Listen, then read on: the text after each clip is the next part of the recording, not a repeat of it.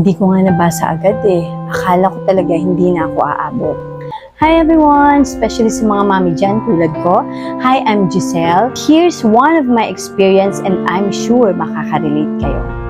Last week kasi tumawag yung asawa ko. Ang tawag niya, sabi niya may emergency daw. Yung pala yung papa niya tinakbo na sa hospital. Nakakagulat dyan kasi pagdating sa hospital, yung heartbeat niya sobrang irregular and lahat ng mga doctors nakapalibot na sa kanya. Sabi ng doctor, pag hindi daw nag-respond yung papa niya is anytime we have to be ready. So tumakbo agad ako papunta ng hospital kasi dala-dala ko na yung oxygenated water and Itera care. And pagdating doon, hindi siya makapoop.